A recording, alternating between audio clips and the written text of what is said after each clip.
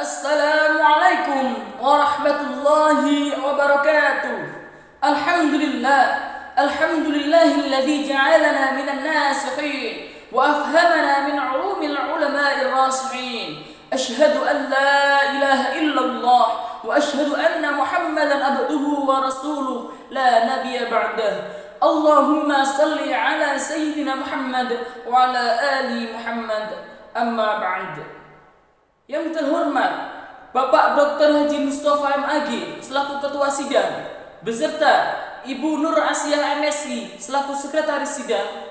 Yang terhormat Bapak Dr. Darmuin MAG selaku penguji 1 dan Bapak Dr. Andes Muslam AG selaku penguji 2. Marilah kita senantiasa mengucapkan syukur kepada Allah Subhanahu wa taala sebagai zat yang telah memberikan kita kenikmatan dan juga rahmat hingga pada pagi hari ini kita masih diperkenankan olehnya untuk saling menatap wajah dalam kondisi yang berbahagia. Salawat beriring salam semoga senantiasa tercurahkan kepada Nabi Agung Muhammad SAW sebagai manusia pilihan Allah untuk menyampaikan risalahnya kepada kita semua hingga pada hari ini kita masih bisa menikmati indahnya agama Islam.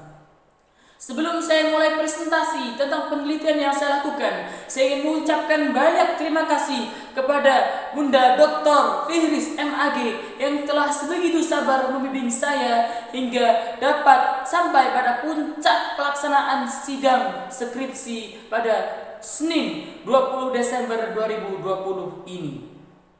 Dewan penguji yang terhormat, kita tahu bahwasanya kejujuran adalah perintah agama sekaligus perintah negara, sebagaimana termaktub di dalam sebuah hadis riwayat Bukhari yang menyebutkan bahwasanya orang yang bersikap jujur insyaallah akan masuk surga Allah Subhanahu wa taala. Hal ini membuktikan bahwasanya kejujuran adalah perintah Allah, sehingga negara pun mengejawantahkannya di dalam Undang-Undang Nomor 1 Tahun 1946 dan Undang-Undang Nomor 19 Tahun 2016 sebagai bentuk perubahan dari Undang-Undang Nomor 11 Tahun 2008 yang memerintahkan agar rakyat Indonesia senantiasa bersikap jujur baik dalam konteks dunia maya ataupun dunia nyata. Namun miris faktanya, pemerintah yang kini dijadikan sebagai percontohan masyarakatnya acap kali melakukan tindak pidana korupsi, kolusi dan nepotisme sebagai bentuk perilaku yang tidak jujur.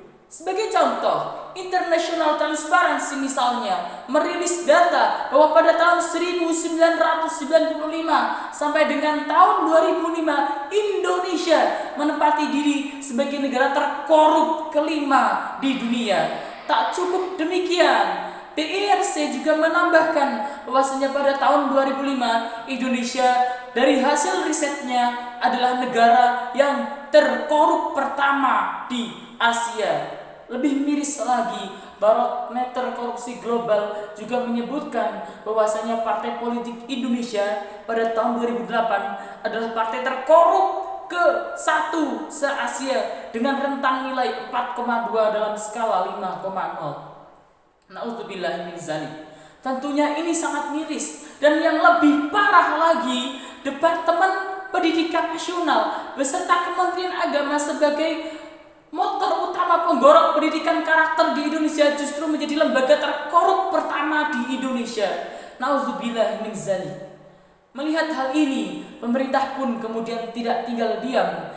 Kini pemerintah melalui Komisi Pemberantasan Korupsi pun berusaha untuk mengintegrasikan nilai-nilai kejujuran dalam lembaga pendidikan, seperti halnya dalam satuan mata pelajaran pendidikan agama Islam di jenjang sekolah menengah pertama melalui materi keadilan dan kejujuran. Namun faktanya tak seindah yang dibayangkan. Untuk mengintegrasikan nilai-nilai kejujuran dalam lembaga pendidikan, seperti halnya dalam satuan mata pelajaran pendidikan agama Islam di jenjang sekolah menengah pertama melalui materi keadilan dan kejujuran. Namun faktanya tak seindah yang dibayangkan. Acap kali pendidikan kejujuran di sekolah menengah pertama tidak mencapai tujuan pembelajaran yang maksimal. Hal ini sebagaimana diungkapkan oleh Subekti selaku guru pendidikan agama Islam di Sekolah Menengah Pertama SMP Negeri 2 Bawang, yang menyatakan pada saat ulangan harian berlangsung kurang dari 30% siswanya saja yang mampu mencapai kriteria ketuntasan minimal. Menurut beliau, salah satu yang menjadi faktor besar pendorong kegagalan tujuan pembelajaran ini adalah ketidaktersediaan multimedia pembelajaran yang mumpuni, sehingga siswa tidak tertarik dengan pembelajaran yang berlangsung. Akhirnya mereka pun menjadi bosan dan malas untuk belajar.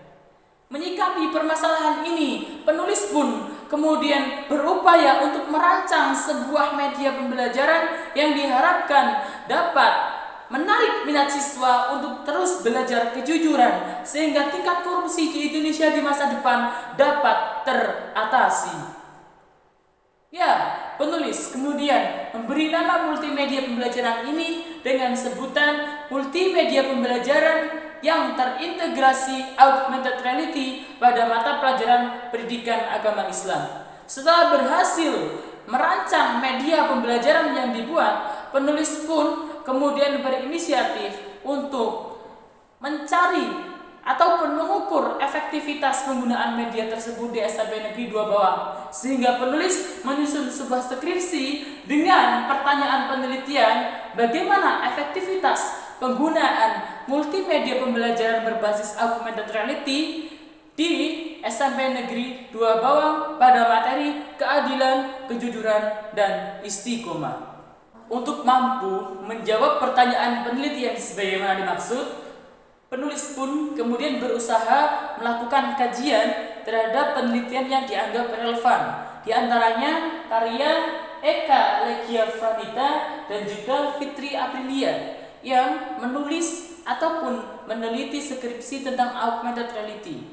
Tapi sepanjang pengetahuan penulis, belum ada satupun karya yang secara eksplisit melakukan pengukuran terhadap efektivitas penggunaan multimedia pembelajaran augmented reality, khususnya pada materi keadilan, kejujuran, dan istiqomah pada mata pelajaran pendidikan agama Islam.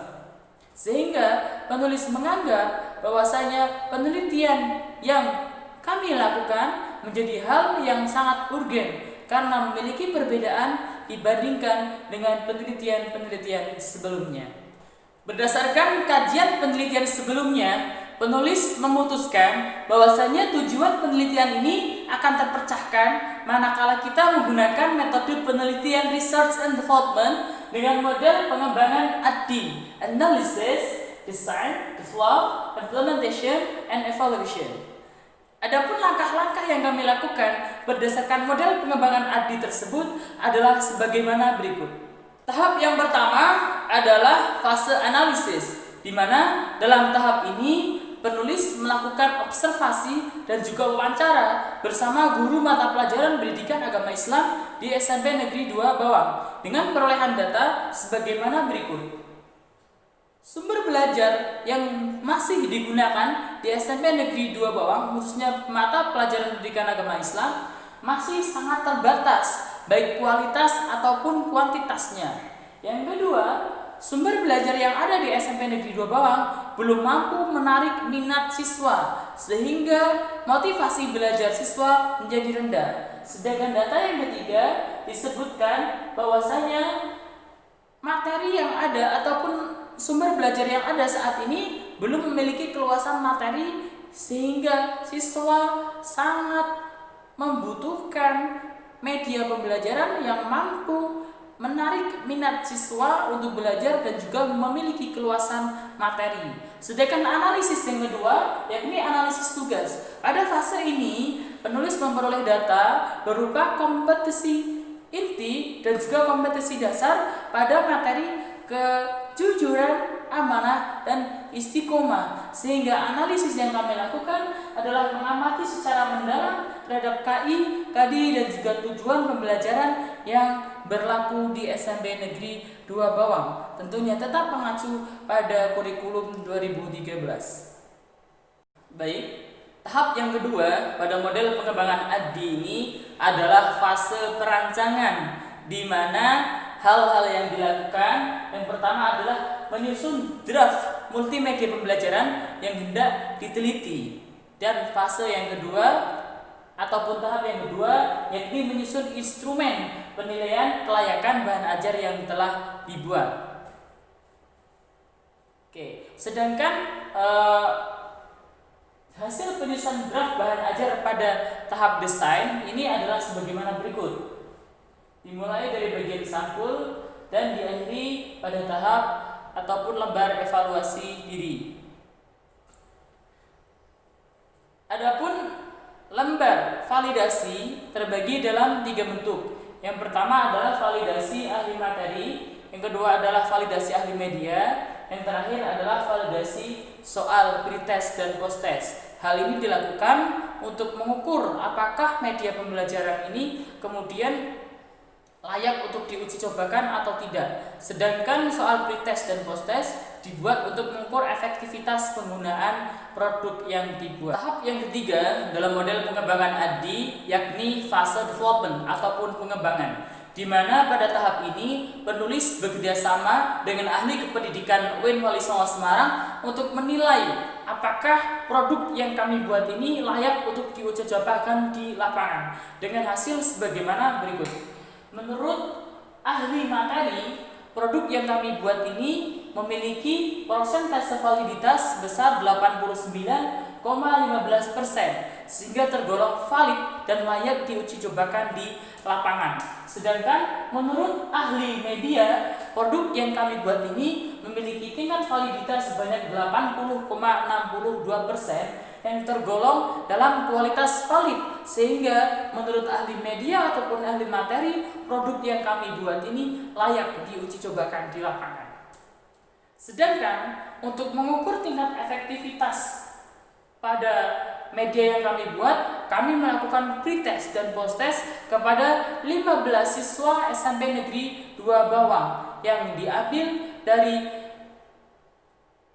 sampel yang memiliki kualitas kognitif tinggi, rendah, dan juga sedang.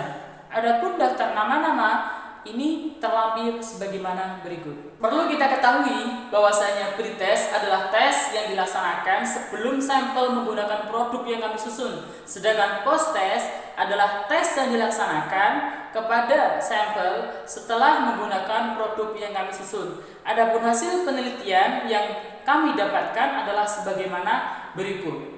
Sebelum menggunakan produk yang kami susun, pembelajaran di SMP Negeri 2 Bawang dari ulangan harian yang kami laksanakan, dari pretest yang kami lakukan, mendapatkan nilai rata-rata sebanyak 50,6.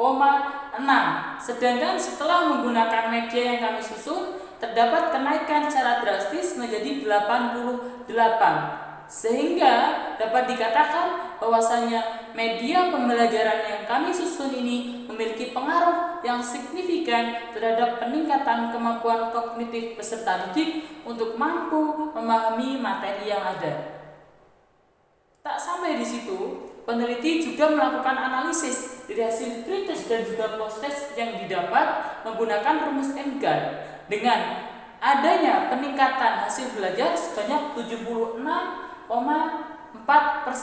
sehingga nilai ini dalam analisis N-GAN dapat dikatakan untuk menyimpulkan bahwasanya hasil dari media pembelajaran ini adalah efektif digunakan untuk siswa kelas 7 SMP Negeri 2 Bawang pada materi kejujuran, amanah, dan istiqomah.